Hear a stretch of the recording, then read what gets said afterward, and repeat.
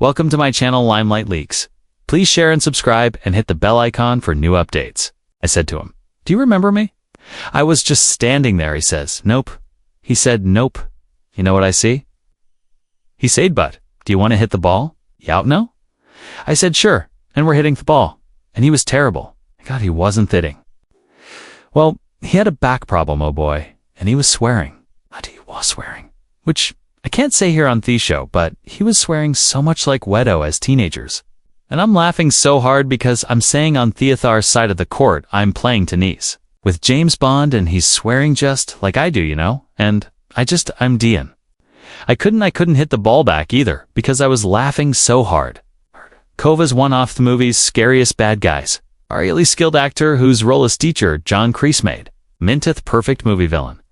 With his scary stare and strong voice, Kove brought explosive Engerto every role, making himself phone of Hollywood's most respected character actors. His 40-year career has been marked by never giving up on being Reland and almost crazy love for his job. Thinks that have made him both. Loved and sometimes hard to work with. The creative fighting on movie sets back in places where Kove stop-born artistic ideas sometimes fought with other actors who did their job differently. These fights, far from being just personality-type bombs, showed deeper differences about how acting works and what actors owe to their characters. Throughout his journey from The Karate Kid through the modern Cobra Kai series, Kove's interactions with 6 particular actors showed the complicated relationship that happen when artistic honesty working together. These fights, written down through industry insider stories and behind-the-scenes proof, show not just the challenges of working with someone who wants everything perfect, but the bigger change of acting methods across generations of performers. 6. Ralph Macchio.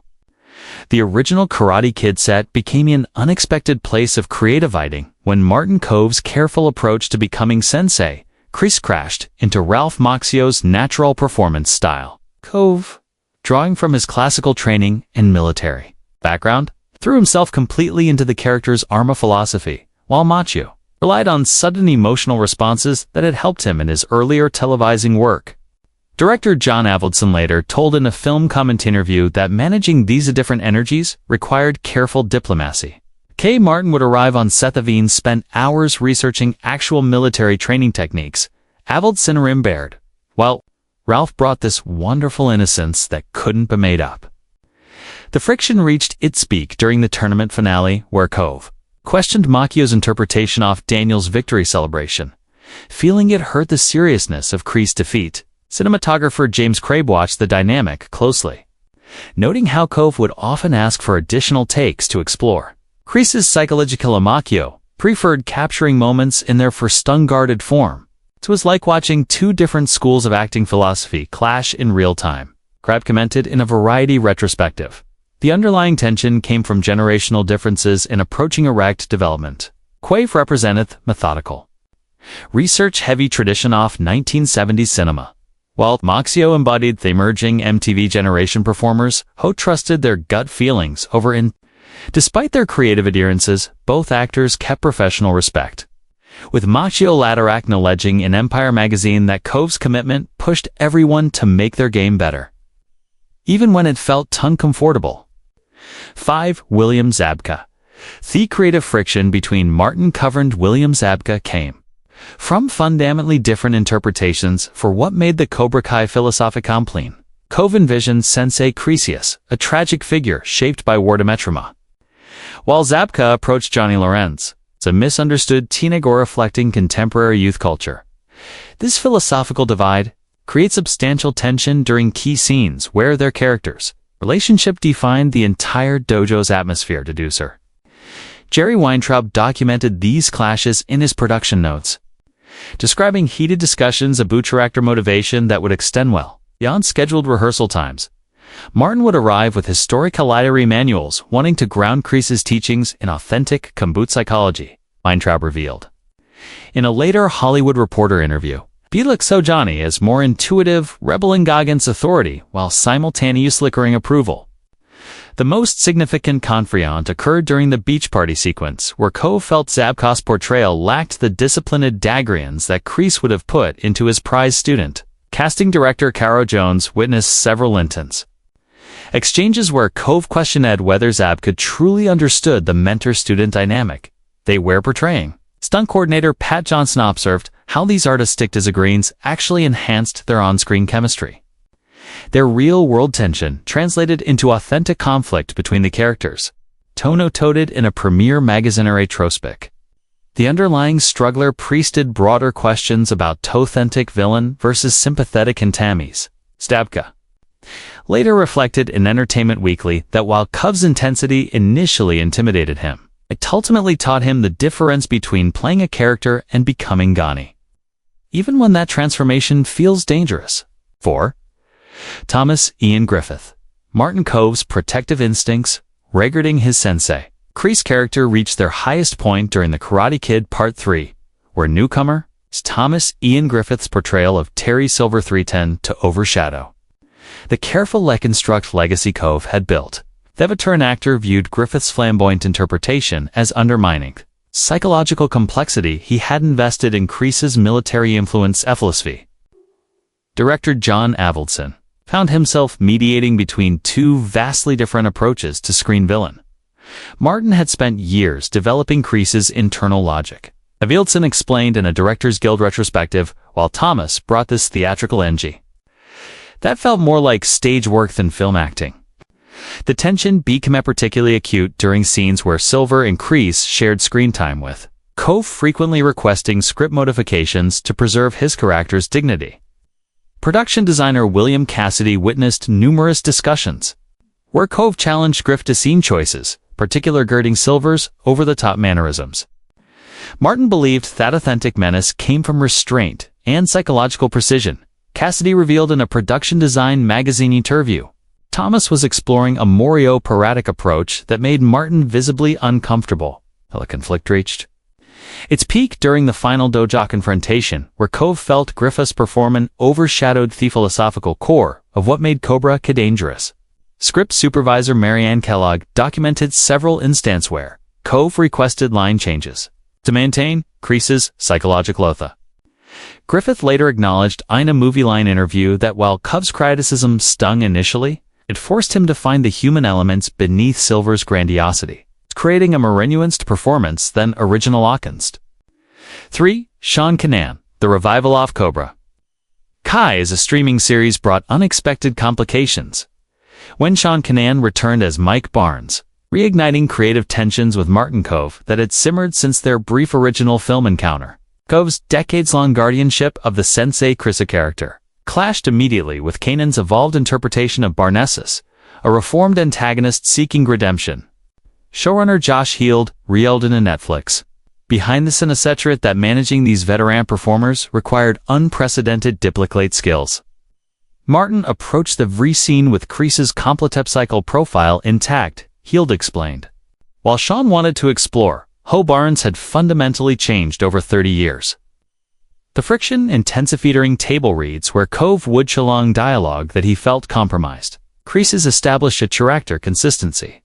Executive producer John Hurwitz documented several heated exchanges in his production diary, noting how Kove questioned Kanan's understanding of their characters' shared history.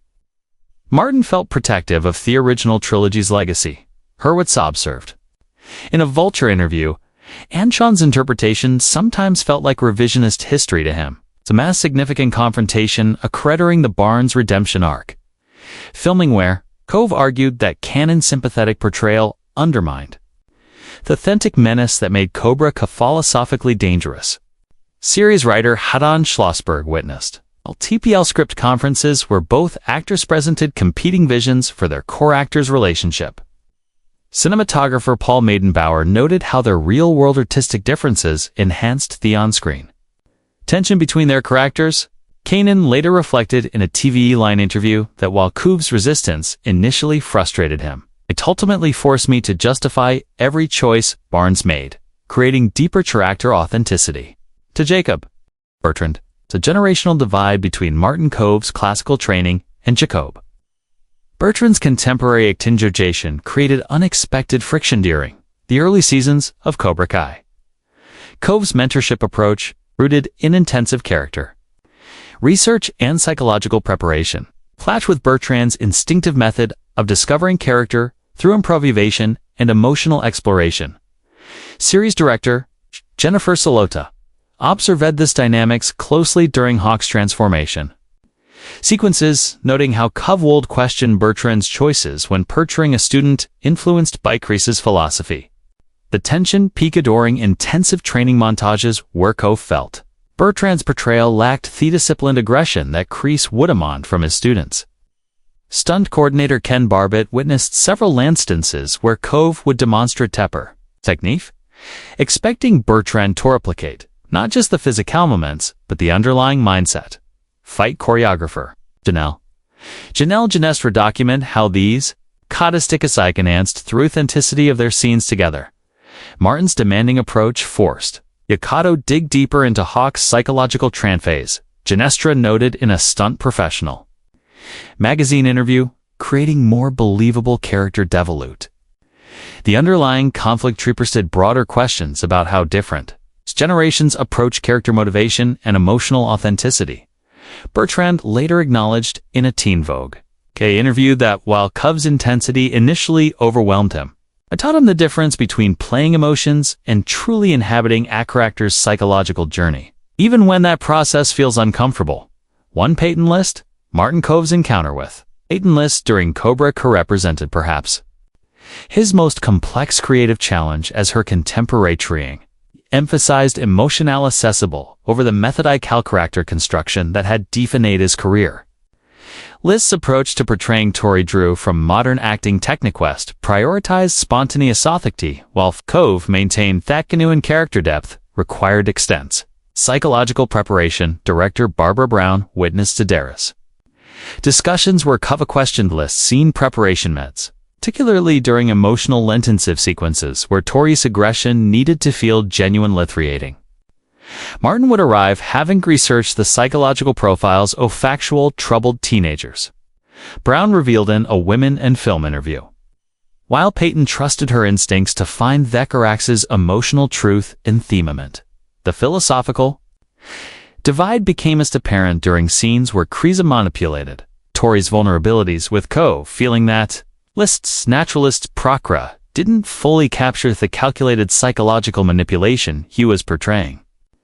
Acting coach Leslie Kahn, who worked with both performers, observed how their different methodologies create unexpected on-screen chemistry. The creative tension ultimately proved beneficial. List later commenting in a 17 magazine interview. That Kove's demanding approach taught me to find intellectual foundations for emotional choices, creating character depth I wouldn't have discovered through instinct alone.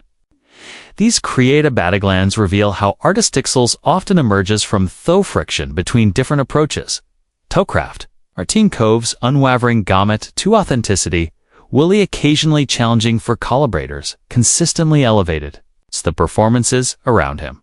His conflicts with these 6 actors illuminate the evolving landscape of screen acting where traditional methodologies meet contemporary techniques in pursuit of knowing human truth. Subscribe for more explorations of Hollywood's most fascinating creative dynamics.